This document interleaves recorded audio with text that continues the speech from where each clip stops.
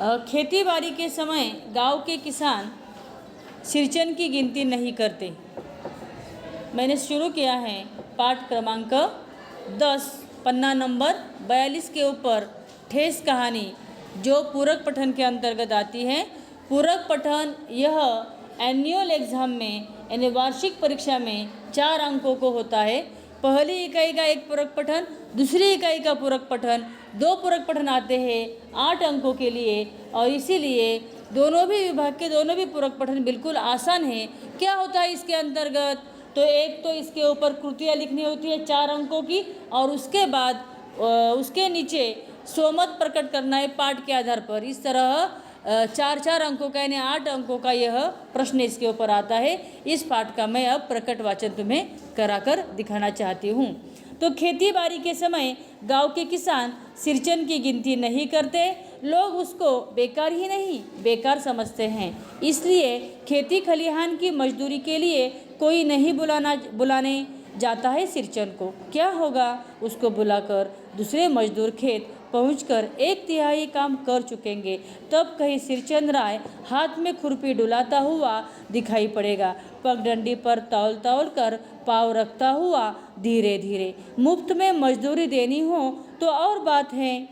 आज सिरचंद को मुफ्तखोर, कामचोर या चटोर कह ले कोई। एक समय था जब उसकी मड़ैया के पास बाबू लोगों की सवारियां बंधी रहती थी। उसे लोग पूछते ही नहीं थे, उसकी खुशामद भी करते थे।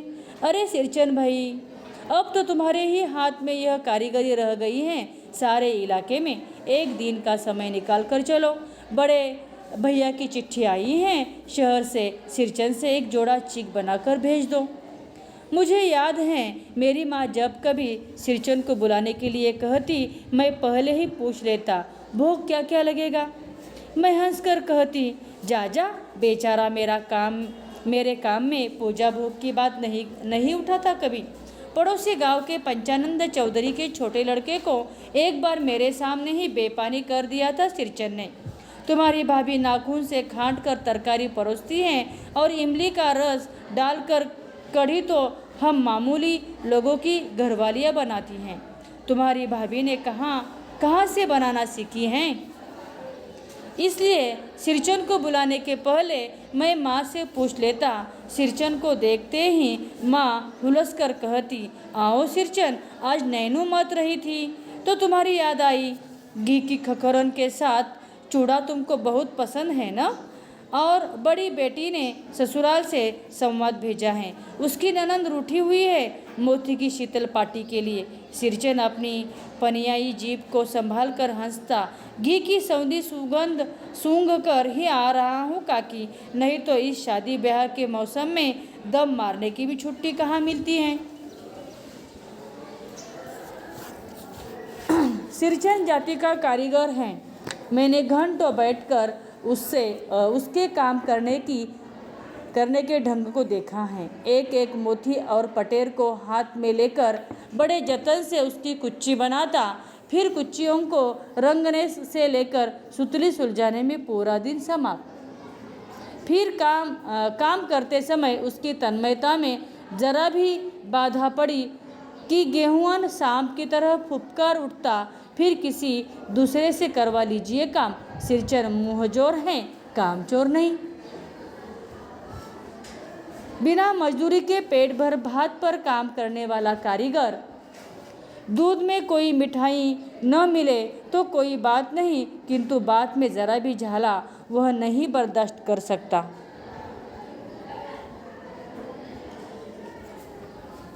सिरचंद को लोग चटोर भी समझते हैं। तली बघारी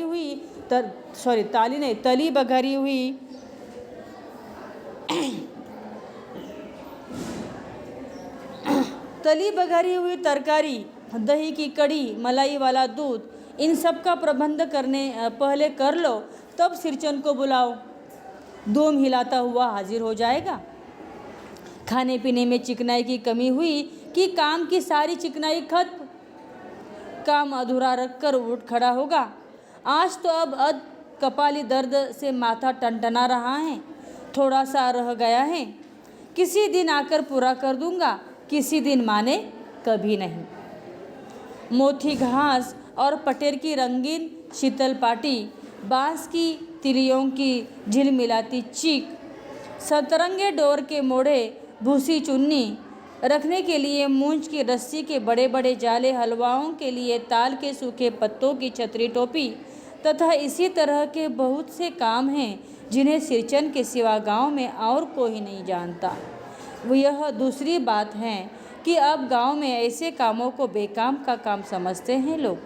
बेकाम का काम, जिसकी मजदूरी में अनाज या पैसे देने की कोई ज़रूरत नहीं, पेट भर खिला दो, काम पूरा होने पर एकाध पुराना धुराना कपड़ा देकर विदा करो, वह कुछ भी नहीं बोलेगा, कुछ भी नहीं बोलेगा।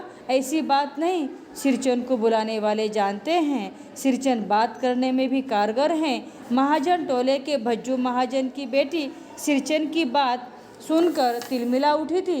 ठहरो, मैं माँ से जाकर कहती हूँ। इतनी बड़ी बात ही है बिटिया, बड़े लोगों की बस बात ही बड़ी होती है, नहीं तो 2-3 पटेर की पार्टियों का काम सिर्फ खेसारी का सत्तू खिलाकर कोई करवाए भला?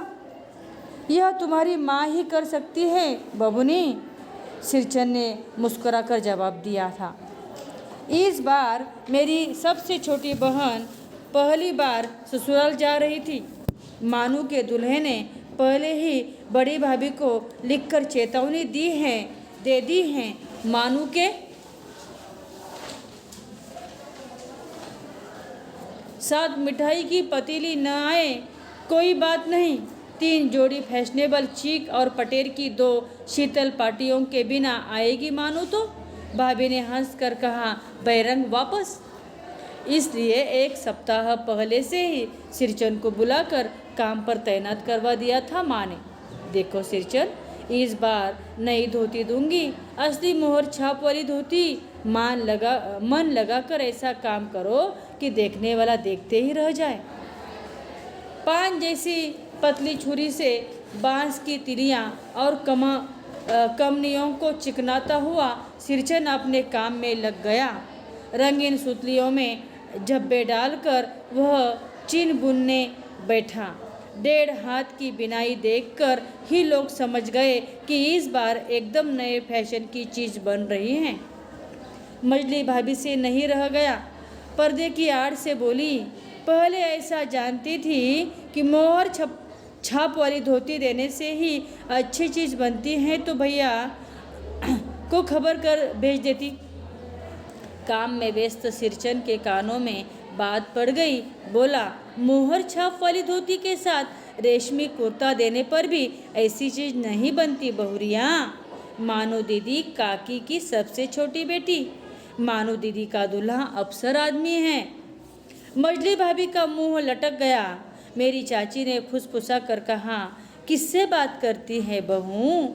मोहर छाप वाली धोती नहीं, मूंगिया लड्डू। बेटी की विदाई के समय रोज मिठाई जो खाने को मिलेगी, देखती है ना। दूसरे दिन चीक की पहली पाती में 7 तारे जगमगा उठे। 7 रंग के 7 भैया तारा। अपने काम में मगन सिरचन को खाने पीने की सूध नहीं रहती।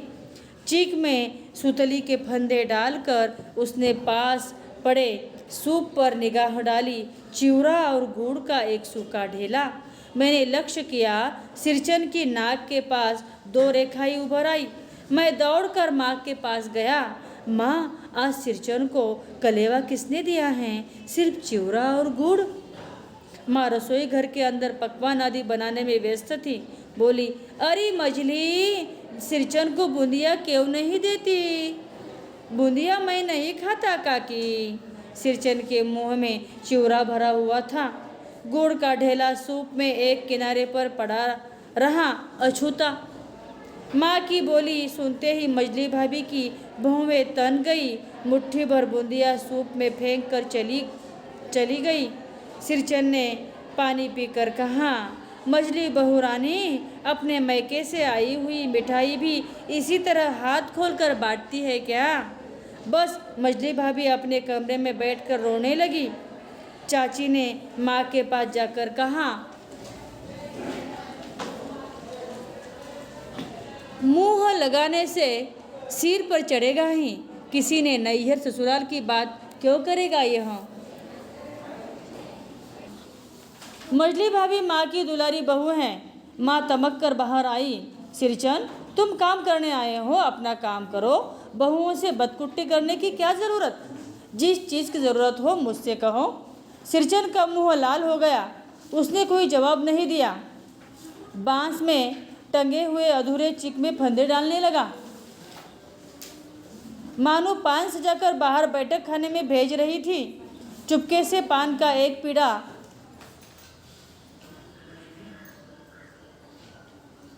सिरचन को देती हुई इधर उधर देखकर बोली, सिरचन दादा, काम काज का घर, 5 तरह के लोग, 5 किस्म की बात करेंगे, तुम किसी की बात पर कान मत दो। सिरचन ने मुस्कुराकर पान का बीड़ा मुंह में ले लिया। चाची अपने कमरे से निकल रही थी।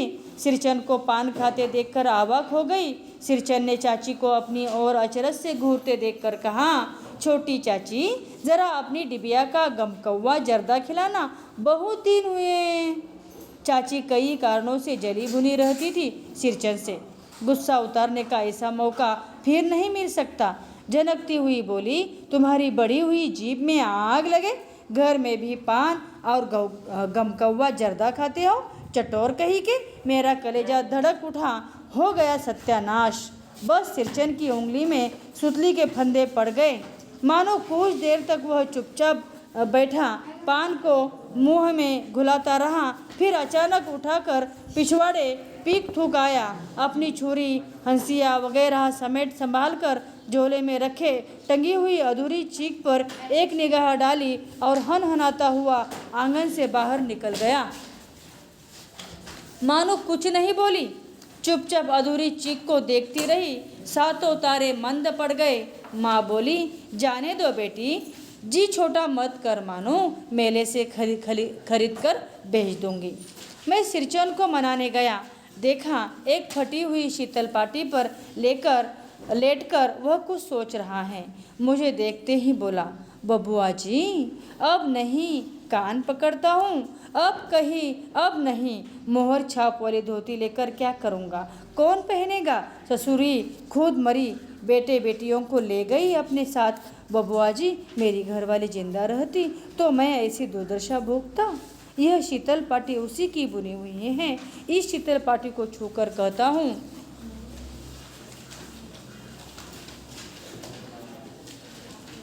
अब यह काम नहीं करूँगा। गांव भर में तुम्हारी हवेली में मेरी कदर होती थी। अब क्या? मैं चुपचाप वापस लौट आया। समझ गया कलाकार के दिल में ठेस लगी है, वह नहीं आ सकता। बड़ी भाभी अधूरी चीख में रंगीन छीट का झालर लगाने लगी। यह भी बेजा नहीं दिखलाई पड़ता। क्यों मानूं? मानू कुछ नहीं बोली बेचारी, किंतु मैं चुपचाप नहीं रह सका। चाची और मजली भाभी की नज़र न लग जाए इसमें भी। मानू को ससुराल पहुंचाने मैं ही जा रहा था। स्टेशन पर सामान मिलाते समय देखा मानू बड़े जतन से अधूरी चीख को मोड़कर लिए जा रही हैं। अपने साथ मन ही मन सिरचन पर गुस्सा हो आया। चाची के सुर में सुर मिलाकर कोसने को जी हुआ, कामचोर चटोर। गाड़ी आई। सामान चढ़ाकर मैं दरवाज़ा बंद कर रहा था कि प्लेटफार्म पर दौड़ते हुए सिरचन पर नज़र पड़ी। बबुआ जी, उसने दरवाजे के पास आकर पुकारा। क्या है? मैंने खिड़की से गर्दन निकालकर झिड़की के स्वर में कहा। सिरचन ने पीठ पर लदे हुए बोझ को उतारकर मेरी ओर देखा। दौड़ता आया हूँ, दरवाज़ा खोलिए। मानो दीदी कहाँ हैं? एक बार देखूं? मैंने दरवाज़ा खोल दिया। सिरचन दादा, मानो इतना ही बोल सकी। खिड़की के पास खड़े होकर सिरचन ने हकलाते हुए कहा, यह मेरी ओर से हैं, सब चीज़ें हैं दीदी। 2 शीतल पाटी, चीक और एक जोड़ी आसनी कुश की। गाड़ी चल पड़ी। मानो मोहर छाप वाली धोती का दाम निकालकर देने लगी। सिरचन ने जीभ को दांत से काटकर दोनों हाथ जोड़ दिए। मानो फूट फूट कर रो रही थी। मैं बंडल को खोलकर देखने लगा। ऐसी कारीगरी, ऐसी बारीकी, रंगीन सुतलियों के फंदों का ऐसा काम पहली बार देख रहा था। इस तरह प्रकट वाचन मैंने पूर्ण किया है।